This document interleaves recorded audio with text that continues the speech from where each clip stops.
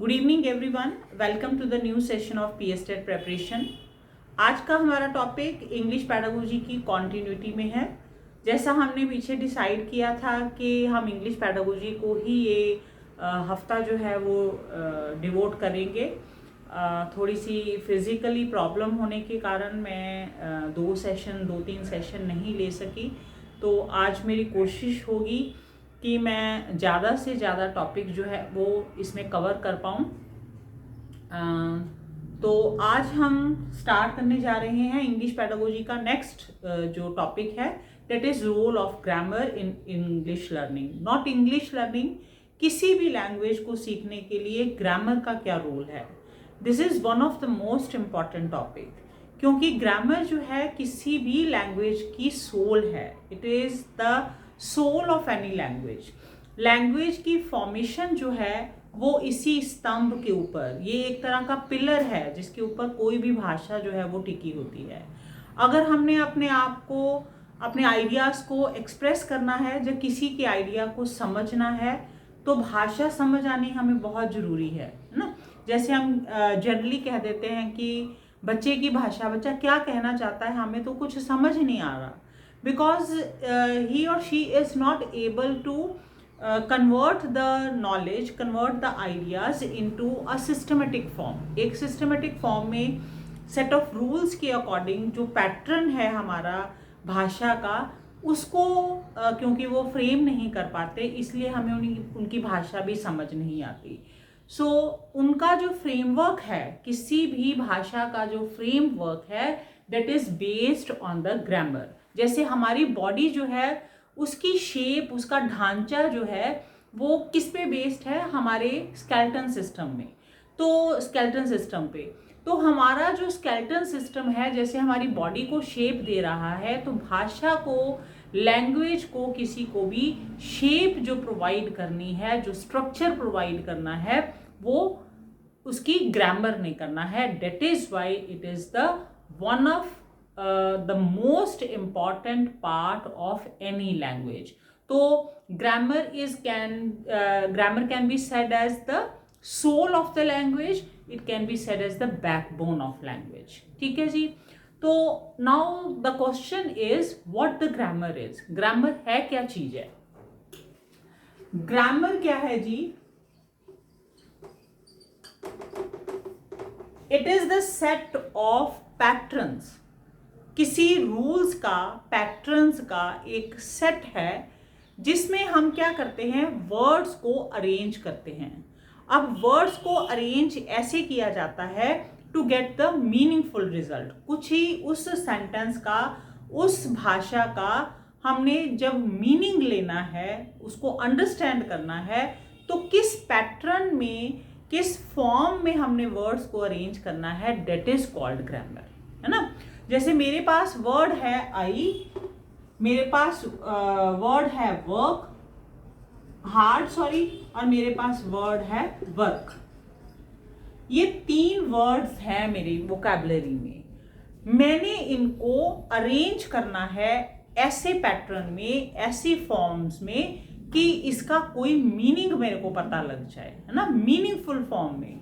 तो इसको मैं अरेंज करूंगी, आई वर्क हार्ड, मैं मेहनत करती हूं, तो इसका हमें मीनिंग पता चल गया। अदरवाइज अगर हार्ड आई वर्क पढ़ूं, वर्क हार्ड आई पढ़ूं, आई हार्ड वर्क पढ़ूं, तो इसका मीनिंग मेरे को समझ नहीं आएगा। तो what is the grammar? It is the set of patterns in which the words are arranged, जिसमें वर्ड्स हम अरेंज करते हैं। क्यों अरेंज करते हैं? To get the meaning of the sentence, किसी भी वाक्य का मीनिंग लेने के लिए, उसका मीनिंग समझने के लिए। तो ये तो हो गई कि ग्रामर की बात, कि ग्रामर एक्चुअल में है क्या।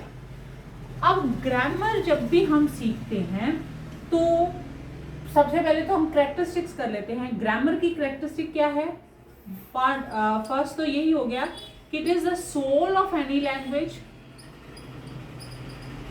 और because it is soul of any language, it means it can be,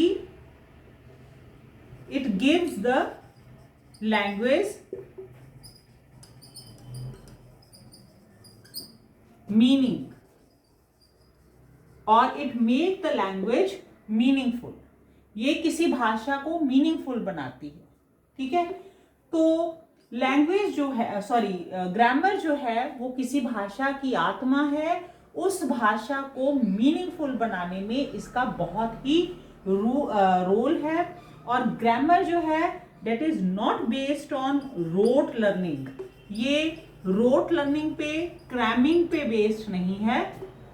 it is based on set of rules, बहुत सारे rules हैं जिसको इसने अपने अंदर समा के रखा हुआ है। तो these are few characteristics of the grammar। अब है कि ग्रामर पढ़ाने का हमारा मकसद क्या है, हम क्यों पढ़ते हैं ग्रामर या क्यों पढ़ाते हैं ग्रामर, इसका एम क्या है। एम भी कह सकते हो ग्रामर पढ़ाने का, या फिर हम मेरिट्स भी कह सकते हैं कि फायदे क्या हैं हमें ग्रामर जो है पढ़ाने के।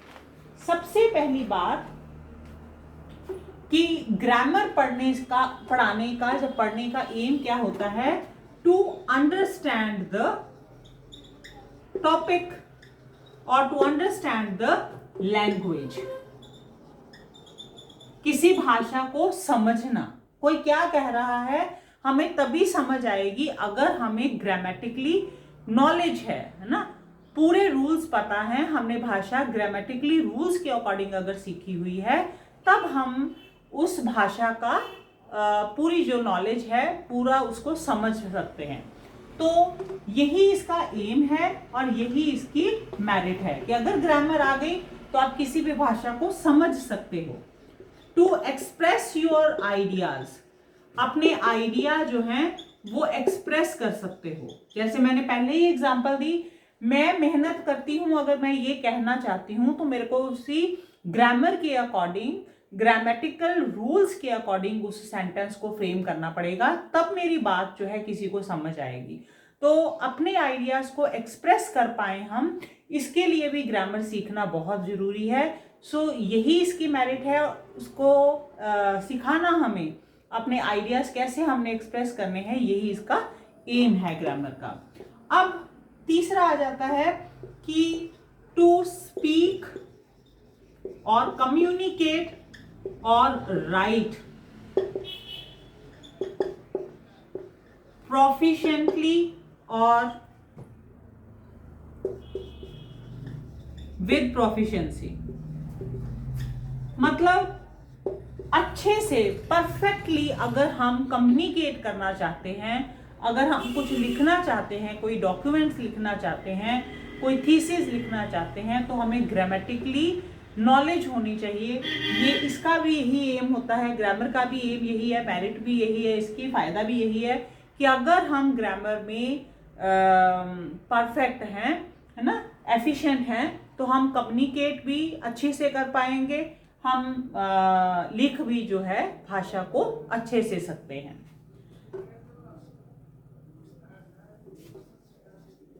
To develop mental abilities, to analyze, किसी भी सेंटेंस को एनालाइज करना, है ना, क्रिटिकली एनालाइज करना, उसके लिए मेंटल एबिलिटी भी ग्रामर की नॉलेज से ही हमें आती है। To foster the test of creativity, नए नए सेंटेंस बनाना। अब देखो, अगर मेरी भाषा में कमांड नहीं होगी, किसी भी भाषा में अगर मेरी कमांड नहीं है, मेरे को सब्जेक्ट की पूरी नॉलेज है, तो मैं बड़ी एफिशिएंटली वो टॉपिक जो है वो आपको समझा नहीं सकती, है ना। तो अगर हम ग्रामर पे हमारी कमांड है, हमें वो उस भाषा पे अगर कमांड है, तो हम कोई भी सब्जेक्ट पढ़ाना चाहते हैं, चाहे मैथ्स पढ़ाना चाहते हैं, चाहे साइंस पढ़ाना चाहते हैं, चाहे एसएसटी पढ़ाना चाहते हैं, तो मेरे को टॉपिक अपना पूरा आता है ना। सपोज करो मैं मैथ ही कराना चाहती हूँ किसी बच्चे को, या मैं एसएसटी ही कराना चाहती हूँ, या मैं साइंस ही कराना चाहती हूँ, मेरे को टॉपिक अपना पूरा आता है, लेकिन मेरी भाषा पे कमांड नहीं है, मेरे पास वोकैबुलरी नहीं है, मेरे पास ग्रामेटिकली नॉलेज पूरी नहीं है ना, मेरे को डर है कि मेरे से कोई वर्ड गलत हो गया या वर्ड गलत जगह पे एडजस्ट हो गया तो मेरा टॉपिक का कुछ और का और ही मीनिंग निकल जाएगा, है ना। तो इसका मतलब ये जो क्रिएटिविटी है ना वो मेरे से फिर खत्म हो जाएगी। तो क्रिएटिविटी का टेस्ट जो है उसको फॉस्टर करना, उसको बूस्ट अप करना भी ग्रामर का एम है और यही इसकी मेरिट है। लेकिन जहाँ पे किसी चीज़ की मेरिट्स होती है ना, साथ साथ में उसके डीमेरिट्स भी होती हैं, कुछ नेगेटिव एस्पेक्ट्स भी होते हैं। जैसे सपोज करो कि हमने गाड़ी चलाना सीख लिया है ना, अच्छे से हमने रूल्स के अकॉर्डिंग गाड़ी चलाना सीखा है, लाइसेंस प्रॉपर लिया हुआ है, हम सड़क पे निकले हैं। अब जब हम ड्राइविंग सीखते हैं, जब हम रूल्स सीखते हैं, वर्बली अगर हम सीखते हैं, कोई वीडियोस देख के सीखते हैं, जहाँ गाड़ी चलाने वाले से अगर हम पूरी ट्रेनिंग लेके अगर गाड़ी सीखते हैं, तो वो रूल्स जो हैं नो डाउट वो रूल्स हमारे काम आएंगे, है ना, गाड़ी चलाने में बहुत काम आएंगे। लेकिन जब हम रोड पे आते हैं तो किसी जगह की क्राउड जो है आपको कैसी मिल रही है, सिचुएशंस कैसी मिल रही हैं, कई बार सिचुएशंस ऐसी मिलती है कि हमें रूल्स को साइड पे रख के सिचुएशन के हिसाब से अपने आप को चेंज करना पड़ता है। तो ग्रामर का सबसे जो बड़ा नेगेटिव एस्पेक्ट है ग्रामर का, कि अगर हम बिल्कुल स्ट्रिक्ट हो जाएंगे ग्रामर के रूल्स को फॉलो करने में हमें अगर हम लगे रहेंगे ना, तो हम सिचुएशन को नहीं हैंडल कर पाएंगे। तो अगर हम सिचुएशन को हैंडल नहीं कर पाएंगे तो ऑब्वियसली है कि हमारे से कोई ना कोई गलती जो है, मिस्टेक्स जो है सेंटेंस फॉर्मेशन में हो जाएगी। जैसे कि अगर हम ड्राइविंग के दौरान अगर रूल्स को ही सारे फॉलो करते रहे, सपोज करो कि रूल है जैसे कि गाड़ी चलाते वक्त कोई भी आपको लेफ्ट साइड से क्रॉस नहीं करेगा, राइट साइड से ही क्रॉस करेगा। आपको पता है कि आप रूल फॉलो कर रहे हो, पर आपको तो नहीं पता कि दूसरा बंदा जो है रूल फॉलो कर रहा है कि नहीं कर रहा है। आपका ध्यान लेफ्ट साइड पे है ही नहीं, क्योंकि उसको आपको पता है कि लेफ्ट साइड से क्रॉस करते नहीं है, कोई भी नहीं करेगा। लेकिन अगर उसने कर लिया तो आपका एक्सीडेंट हो गया।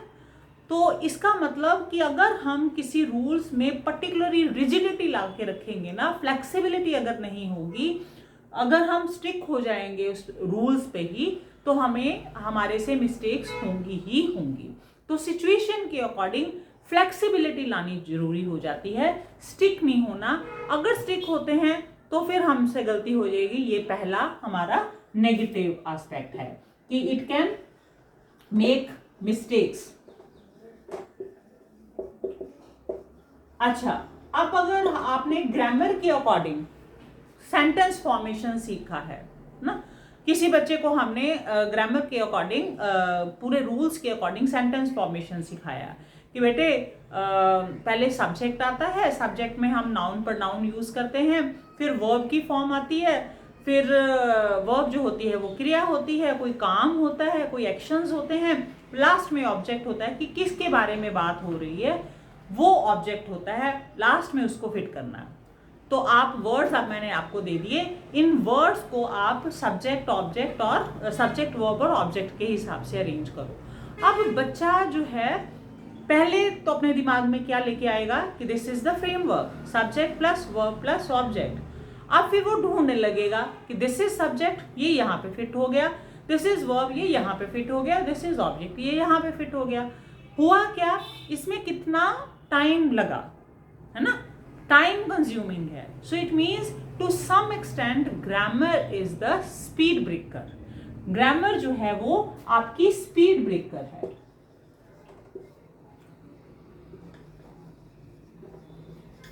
ठीक है, अगर आप चाहते हो कि आपकी फ्लुएंसी हो लैंग्वेज में, किसी भी लैंग्वेज में अगर फ्लुएंसी हो, तो फिर ग्रामर जो है उसके रूल्स को तो सीखना बहुत जरूरी है, नो डाउट। लेकिन आपको प्रैक्टिस इतनी ज्यादा करनी पड़ेगी कि आपको ग्रामर के रूल्स को, उस फ्रेमवर्क को अपने दिमाग में लाने के लिए टाइम कंज्यूमिंग ना हो, है ना। तो पहला तो इसकी ड्रॉबैक यही होगी कि ये मिस्टेक्स हो जाती हैं इससे, और ये स्पीड ब्रेकर का काम करती है। तीसरी है जो हम ज़्यादा करते हैं कि वोकैबुलरी बहुत वास्ट होती है हमारी, है ना। स्पेशली इंग्लिश लैंग्वेज जो है, इसकी वोकैबुलरी, इसका शब्दों का भंडार बहुत ज़्यादा है। तो अब भाषा का जो वोकैबुलरी बहुत ज़्यादा है तो उसको ग्रैस्प करना जो है ना बच्चे के लिए डिफिकल्ट हो जाता है। सो वास्ट वोकैबुलरी भी एक तरह से इसकी ड्रॉबैक है इसका, है ना जी। उसके बाद में है वास्ट वोकैबुलरी हो गई। उसके बाद में है एक ही वर्ड, सिर्फ एक वर्ड जो है वो अलग अलग जगह में फिट हो रहा है। ये बड़ा इलॉजिकल सा लगता है। जैसे सपोज हम लाइट की एग्जांपल लेते हैं, है ना। अब मैंने एक सेंटेंस बोला लाइट द लैम्प, तो यहां पे ये जो लाइट है ना, this is the verb. Lamp जलाओ, जलाना जो है वो क्रिया है, वर्ब की तरह यूज हो रहा है। लेकिन स्विच ऑफ द लाइट,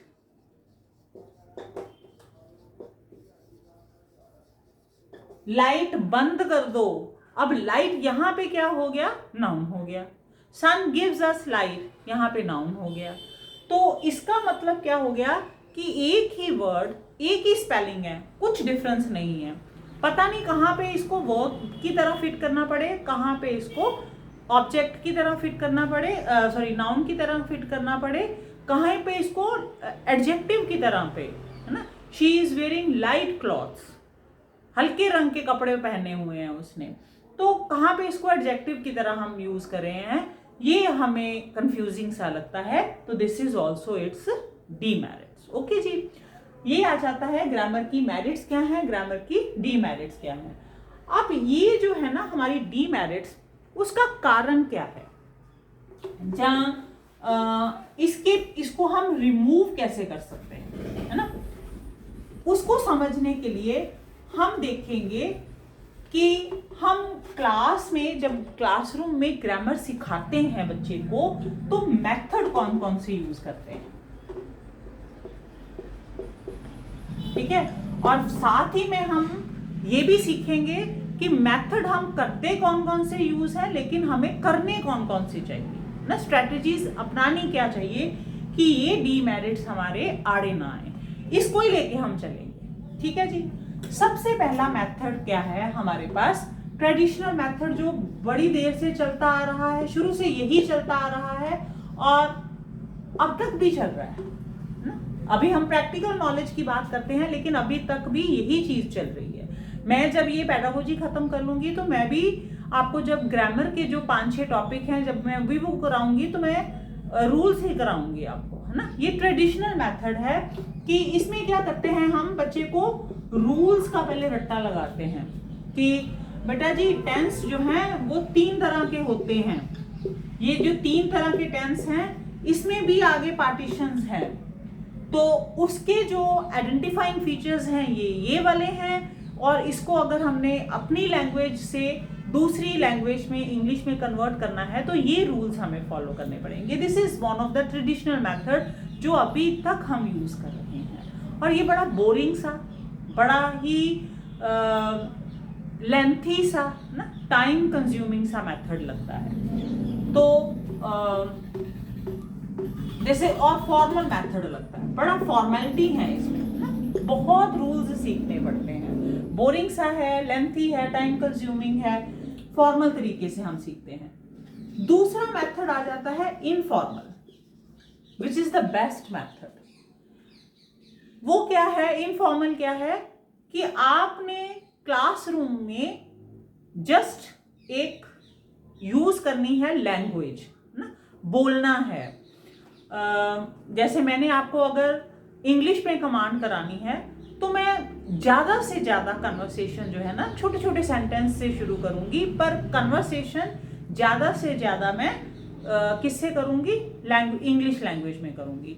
जैसे हमने जब से इंग्लिश शुरू की है फ्रॉम द वेरी बिगिनिंग बच्चे को, अदरवाइज पहले तो जब ट्रेडिशनल मेथड स्टार्ट हुआ था, इंग्लिश सिखानी शुरू हुई थी, तब क्या करते थे, हमें 6th क्लास में ABC की बुक 6th क्लास में लगती होती थी। अब तो चलो स्टार्टिंग से ही हम इंग्लिश जो है वो सीख रहे हैं। और मेथड क्या है, बच्चे को क्या करते हैं, हम कन्वर्सेशन सिखाते हैं। बेटा जब बच्चे क्लास में आओगे तो आपने मैम से परमिशन लेनी है, मैम मे आई कम इन, है ना। जब बाहर जाना है, may I go out for the toilet, है ना। ये जो परमिशंस हैं, ये जो कुछ कमांड हैं जैसे कीप क्वाइट, ये ऐसे ऐसी कन्वर्सेशन जो है, ऐसे ऐसे सेंटेंस जो हैं वो क्लासरूम में इनफॉर्मली आपने यूज करने हैं, बच्चे को बिना बताए कि ये किसी रूल्स के बॉन्डेड हैं, है ना।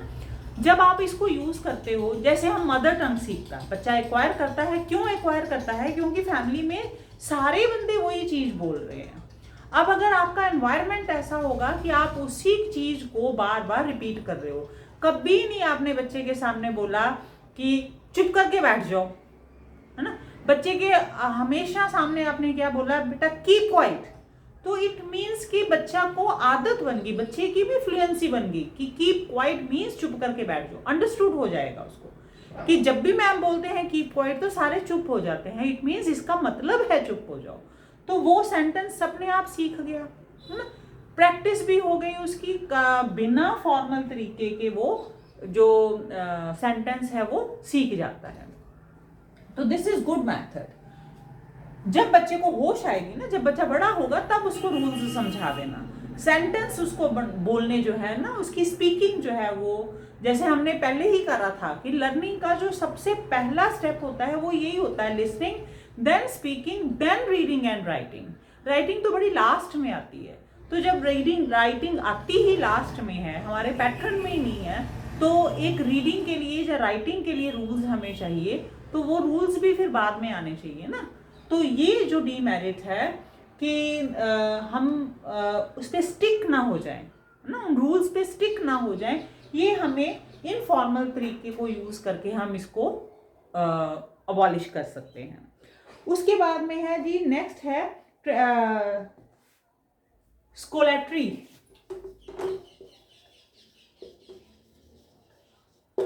ट्रेडिशनल ग्रामर, इसमें क्या है, ये ग्रामर एक्चुअली यूज करते हैं राइटर, पोइट हो गए, राइटर हो गए, है ना। वो तो कोई रूल्स नहीं देखते, उनकी सेंटेंस, उनका मकसद होता है कि हम जो अपना आइडियाज जो है वो एक्सप्रेस कर रहे हैं वो बंदे के दिल तक पहुंच जाए, दिमाग तक पहुंच जाए, है ना। उन्होंने रूल्स के बॉन्डेड अपनी जो भाषा है, अपनी जो आइडियाज हैं, उनको बॉन्ड नहीं रखा हुआ। तो ये राइटर्स की भाषा है, पोइट की भाषा है, लैंग्वेज है। तो इसमें ग्रामर जो है वो स्ट्रिक्ट रूल नहीं फॉलो करती, रूल तो फॉलो करती है लेकिन स्ट्रिक्ट रूल जो है ना वो फॉलो नहीं करती। एक ये मेथड हम यूज करते हैं। लास्ट में आ जाती है जी, सॉरी जी गलत हो गया, ये ग्रामर की टाइप है, मेथड नहीं है, सॉरी।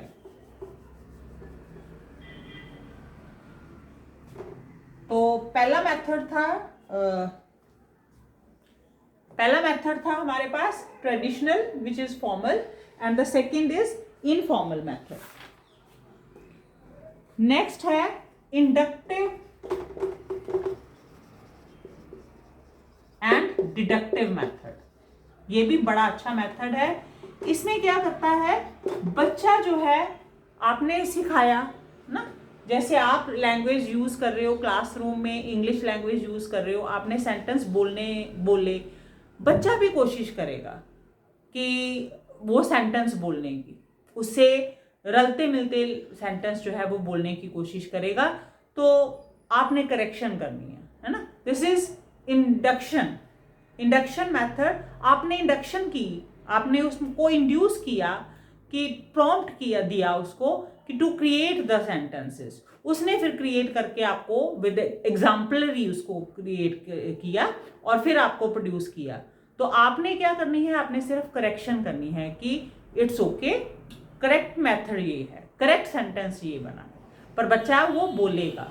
जैसे स्कूल्स में जब हम इंग्लिश के पीरियड में कंपलसरी करते हैं कि बेटा आपस में बातचीत करनी है तो इंग्लिश का पीरियड है तो इंग्लिश में कन्वर्सेशन करनी है। अब बच्चा जैसा मर्जी टूटा फूटा बोलेगा क्योंकि आपसे उसने सीखा है बोलना, तो that is called inductive deductive method और this is also the good method. These two are the good method. इसको थोड़ा सा हमें लेट शुरू करना है। ये मेथड गलत नहीं है, एग्जैक्टली तो यही मेथड है, रूल्स तो बच्चे को आने ही चाहिए, लेकिन हमें इन सब से, इन दोनों के बाद में ये वाला मेथड जो है वो लेके आना चाहिए। तो इन्हीं को अगर हम सिक्वेंशली अगर अडॉप्ट करेंगे, स्टेप वाइज अडॉप्ट करेंगे, तो ये मिस्टेक्स के चांसेस भी कम होंगे, स्पीड ब्रेकर तो ऑब्वियसली कम हो जाएगा क्योंकि बच्चे को तो फ्लुएंसी बन गई हुई है सेंटेंस की, और बाद में उसको समझ भी आ गया कि सेंटेंस इसलिए ऐसे ऐसे ऐसे ऐसे ऐसे है। ठीक है जी, तो ये थे हमारे मेथड्स। उसके बाद में आ जाता है जी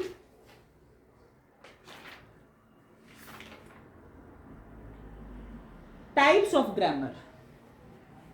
लास्ट टॉपिक है इसका, ग्रामर की टाइप्स क्या हैं।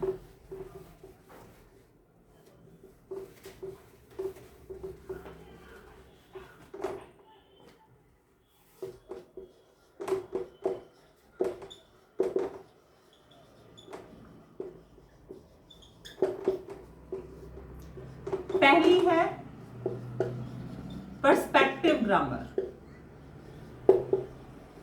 जिसको हम ट्रेडिशनल मेथड भी बोलते हैं, है ना, ऑलमोस्ट बात सेम ही हो गई। पर्सपेक्टिव ग्रामर का मतलब जिस चीज को आप फॉर्मल तरीके से बच्चे को समझा रहे हो, सेट ऑफ रूल्स के साथ बॉन्डेड है, जो जिसमें कोई फ्लेक्सिबिलिटी नहीं है, रिजिड है, ये तो डायनामिक नहीं है, बच्चे के हिसाब से, सिचुएशन के हिसाब से बिल्कुल चेंज नहीं होगी, that is called the perspective grammar.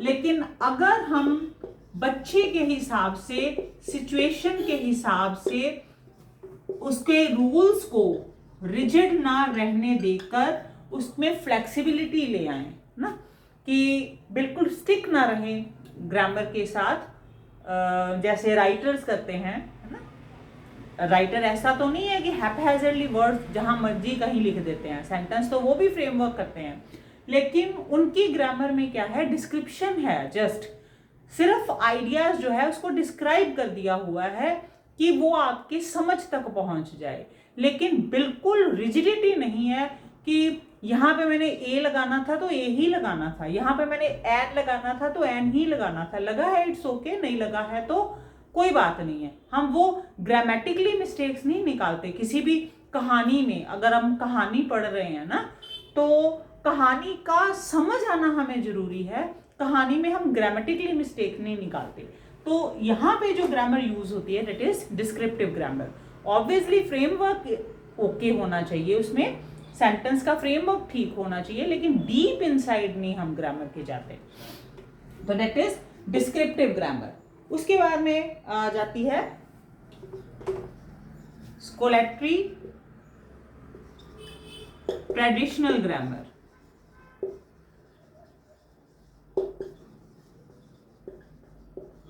ये भी वही राइटर्स की ही ग्रामर है ना, लेकिन ये इसमें पोइट की भी ग्रामर है, पोइट की भी है, मतलब पोइट्री। तो इसमें क्या हो गया, ग्रामर के बेसिक रूल को भी हम खत्म कर सकते हैं, है ना। जैसे पोइट ने तो बेसिक जो सेंटेंस फॉर्मेशन है उसकी तरफ भी ध्यान नहीं उसने देना, उसका अपना एक रिदम है, तो that is called scholarly traditional grammar जो है। उसके बाद में आती है स्ट्रक्चरल ग्रामर। ये बेसिक जो स्ट्रक्चर है ना सेंटेंस का, कि वर्ड्स को किस फॉर्म में अरेंज करना है, यहाँ पे सब्जेक्ट होना चाहिए, यहाँ पे वर्ब की फॉर्म होनी चाहिए, यहाँ पे ऑब्जेक्ट होना चाहिए। एक सेंटेंस की फ्रेमवर्क के लिए जो बेसिक ग्रामर हमें चाहिए that is called structural grammar. I work hard, मतलब इसको तो हम किसी हालत में भी इसको हम निगलेक्ट नहीं कर सकते। अगर हम डिस्क्रिप्टिव मेथड यूज कर भी रहे हैं, इनफॉर्मल मेथड भी यूज कर रहे हैं टीचिंग के दौरान, या फिर लैंग्वेज सिखाने के दौरान, या फिर डिस्क्रिप्टिव ग्रामर को हम कह रहे हैं कि हम डिस्क्रिप्टिव ग्रामर यूज कर रहे हैं, तो ये जो बेसिक फॉर्मेशन है ना, बेसिक स्ट्रक्चर जो है सेंटेंस का, इसको हम इग्नोर नहीं कर सकते। तो दैट इज स्ट्रक्चरल ग्रामर। और लास्ट आ जाती है ट्रांसफॉर्मेशनल ग्रामर। ये एग्जैक्ट उसी की तरह पर्सपेक्टिव ग्रामर की तरह है कि ये सेंटेंस को सिचुएशन के हिसाब से एग्जैक्टली ट्रांसफॉर्म करेगी to analyse the new meaning. नया मीनिंग भी उससे निकल सकता है। जैसे ये है बेसिक हमारा स्ट्रक्चर सेंटेंस का, I work hard, but I work hard when I feel कि exams are coming near by.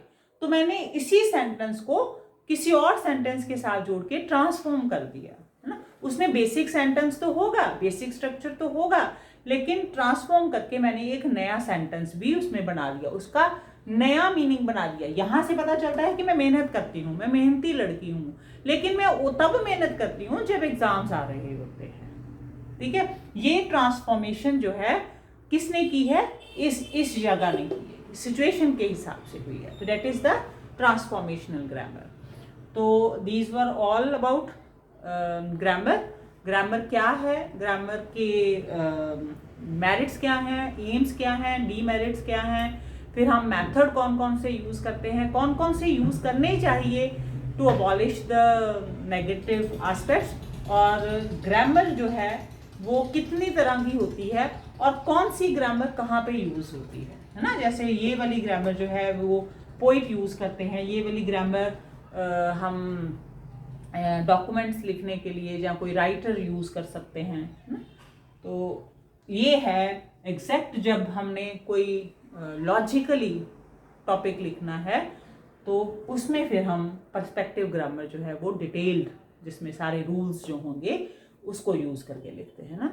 मान लो हमने इंग्लिश ग्रामर की ही कोई बुक लिखी है, जहाँ इंग्लिश लिटरेचर पे कोई इंग्लिश की ही कोई बुक लिखी है जिसमें लैंग्वेज की ही इम्पोर्टेंस बता रहे हैं, तो फिर वहाँ पे तो ग्रामर के रूल नहीं, मतलब अबॉलिश होने चाहिए। तो ये आज का टॉपिक था, रूल ऑफ ग्रामर। अब इसके बाद में हम थोड़े से सेशन लेंगे इसकी ग्रामर को ही समझने के। 4-5 मेरा कल टॉपिक हैं ग्रामर के, तो वो हम साइड बाय साइड अब कंटिन्यू रखेंगे नेक्स्ट सेशन में। Thank you ji, thanks for watching.